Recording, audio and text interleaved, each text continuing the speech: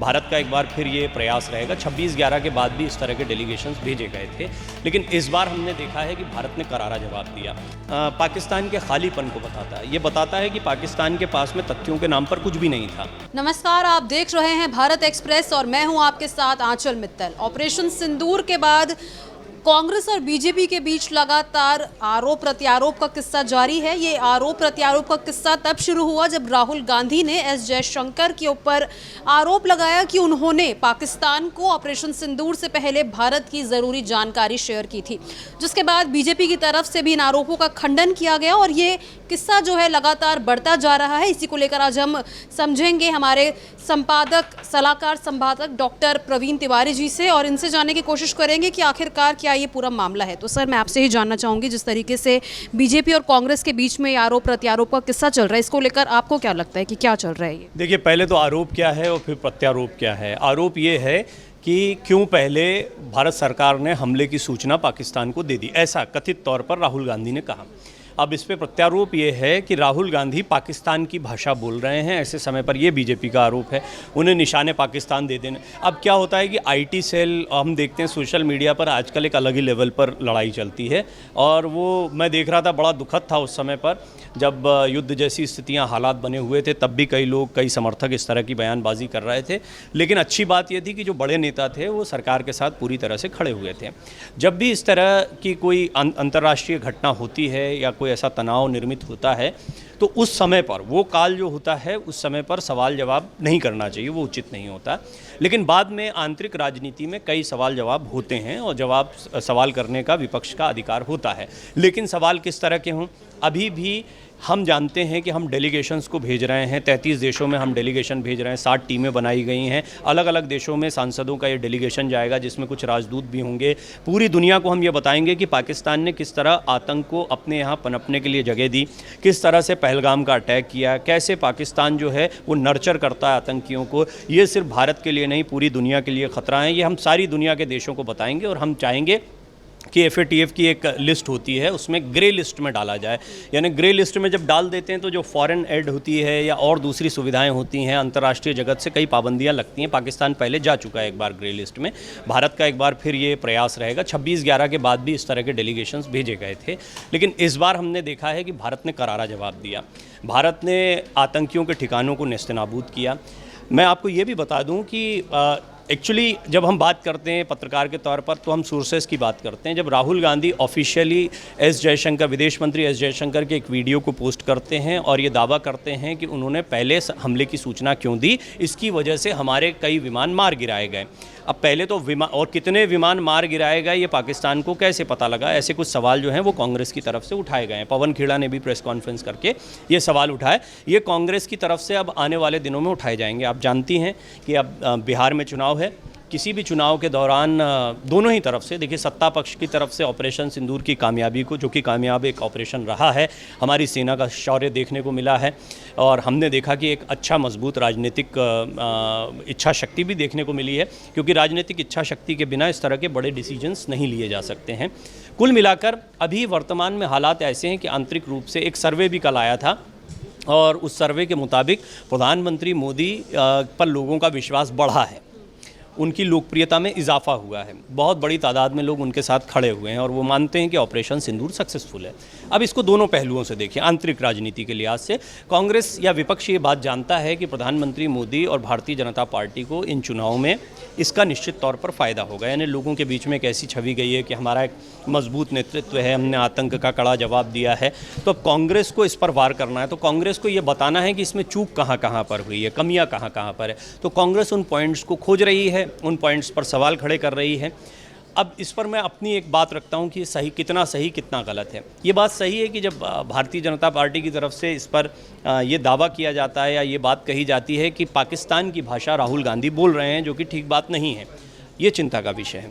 क्योंकि जैसा मैंने आपको बताया, जब हम डेलीगेशंस भेज रहे हैं पूरी दुनिया में, जब ये डेलीगेशन जाएगा तो ये बताएगा कि हमने देखिए कितना एकजुट होकर हम आतंकवाद के खिलाफ लड़ रहे हैं। दूसरी तरफ पाकिस्तान की तरफ से इस तरह के वीडियोज़ आपने पहले भी देखा, उनके पास प्रेस कॉन्फ्रेंसेज में शेयर करने को क्या था, उनके पास कोई इनपुट नहीं था। उन्होंने यहाँ सोशल मीडिया पर जो पाकिस्तान परस्त बात कह रहे थे या प्रो पाकिस्तान के नैरेटिव को रखने वाले जितने वीडियोज़ थे भारतीयों के, वो कभी कहीं बाहर से बैठकर चलाते हों, कभी यहाँ किसी पार्टी के कार्यकर्ता हों, उनके सारे वीडियोज़ और पोस्ट को डाला। ये अपने आप में पाकिस्तान के खालीपन को बताता है। ये बताता है कि पाकिस्तान के पास में तथ्यों के नाम पर कुछ भी नहीं था। अब राहुल गांधी क्योंकि इस देश में विपक्ष के नेता हैं, उनका कद बहुत बड़ा है, मतलब विपक्ष को जनता की आवाज़ कहा जाता है लोकतंत्र में। अगर राहुल गांधी ऐसा कोई भी बयान देते हैं तो निश्चित तौर पर पाकिस्तान की तरफ से इसको अंतर्राष्ट्रीय मंचों पर रखा जा सकता है। कहा जाएगा कि देखिए सर्वदलीय दलों का आपके पास डेलीगेशन तो आ रहा है, लेकिन दूसरी तरफ विपक्ष के नेता क्या कह रहे हैं, ये देखिए आप, इनके घर में आंतरिक राजनीति है, यहीं प्रश्न चिन्ह खड़े हो रहे हैं। यानी भारत सरकार पर प्रश्न चिन्ह किसी भी ऐसे मामले पर लगाना ये चिंता का विषय हो सकता है। मुझे लगता है राहुल गांधी को ऐसा नहीं करना चाहिए था। उन्होंने किया है, वो विपक्ष के नेता हैं, अपनी पार्टी के बड़े नेताओं से, अपने सलाहकारों से मंथन करने के बाद कांग्रेस ने ये स्टैंड लिया होगा। तो निश्चित तौर पर उसमें मुझे जो है अभी बिहार चुनाव, वर्तमान में ऑपरेशन सिंदूर का भारतीय जनता पार्टी कितना फ़ायदा उठा सकती है, जैसी कुछ चिंता है कांग्रेस के साथ, और निश्चित तौर पर होगा इसका फ़ायदा। तो उसको काउंटर करना, उसके लिए एक और नैरेटिव को तैयार करना। लेकिन जैसे ही विपक्ष आंतरिक राजनीति के लिए किसी भी नैरेटिव को तैयार करता है, और नैरेटिव प्रोपेगेंडा ये जब अंतर्राष्ट्रीय तनाव की स्थितियाँ बनती तब भी चलता है। आंतरिक राजनीति में हमने कई नैरेटिव्स देखे हैं। जैसे पहले हमने देखा था कि किस तरह से संविधान को बदलने वाला एक नैरेटिव चलाया गया, वो नैरेटिव बड़ा असर कर गया था। अब जो नैरेटिव है वो ऑपरेशन सिंदूर को लेकर बीजेपी जाएगी कि देखिए हमने कितने मजबूत नेतृत्व के साथ में, मजबूती के साथ आतंक के खिलाफ लड़ाई लड़ी। तो अब कांग्रेस को सवाल खड़े करने हैं कि आपने पहले तो रोक क्यों दिया, हम तो आपके साथ खड़े थे, सीज़ फायर क्यों हुआ, सीज़ फायर किसके कहने पर हुआ, डोनाल्ड ट्रंप क्यों बीच में आए, अमेरिका के दबाव में आप क्यों आए, जैसी बातें कांग्रेस की तरफ से रखी जा रही हैं। बीजेपी की तरफ से इसको काउंटर किया जा रहा है, कहा जा रहा है ये वही नैरेटिव है जो पाकिस्तान कह रहा है, ये तथ्य सारे गलत हैं, ये बात झूठी है, हम इसका खंडन करते हैं, हम इसकी निंदा करते हैं, ऐसा कुछ नहीं कहा गया एस जयशंकर की तरफ से, इसको तोड़ मरोड़ कर पेश किया जा रहा है, ये सब विदेश मंत्रालय की तरफ से। तो अब नैरेटिव और काउंटर नैरेटिव का एक खेल भारत में शुरू हो गया। उसकी बड़ी वजह है बिहार का चुनाव। बिहार का चुनाव बड़ा इंपॉर्टेंट है और उसमें ऑपरेशन सिंदूर की बहुत गूंज रहेगी। लेकिन हम दो मोर्चों पर हैं। अंतर्राष्ट्रीय सियासत बिल्कुल अलग होती है। अंतर्राष्ट्रीय सियासत में फिलहाल भारत के सामने चुनौती है कि हम कितनी मजबूती से पाकिस्तान के झूठ को बेनकाब कर पाते हैं।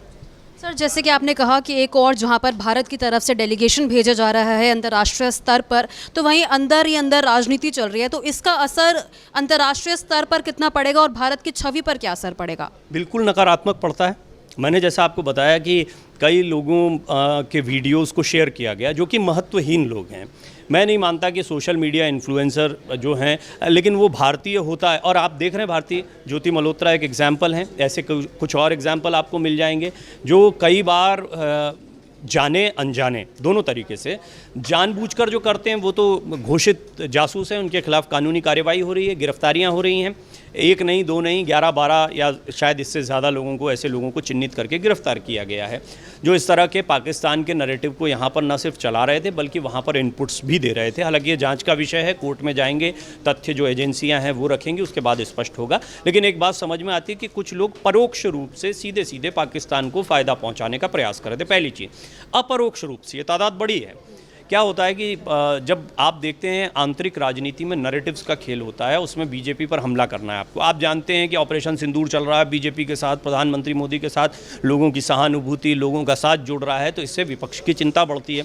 तो उस दौरान भी, जिस समय पर यह ऑपरेशन चल रहा है दुश्मन देश के खिलाफ, तब भी कई लोग ऐसे नैरेटिव्स को रखने का कार्य करते हैं जो देश हित में नहीं है, और वो लगभग पाकिस्तान का नैरेटिव होता है। वो पाकिस्तान ही उनका सोर्स होता है, क्योंकि उन्होंने जितनी जानकारियाँ रखी हैं, आप देखेंगे कि पाकिस्तान लगभग वही बात कर रहा है। हमने भारत की सीमाओं पर ये कर दिया, हमने वहाँ पर बम गिरा दिया, हमने वहाँ ड्रोन गिरा दिया, हमने इतने ये सारी झूठी बातें हैं। ये भारत की तरफ से स्पष्ट कर दिया गया, ये DGMO की तरफ से, हमारी सेना की तरफ से स्पष्ट कर दिया गया है। मुझे ये लगता है कि कांग्रेस एक तरफ कहती है हमें सेना के शौर्य पर पूरा भरोसा है, हम सेना की बात सुन चुके हैं, हमें सेना की बात पर भरोसा है, ये बात बोलती है।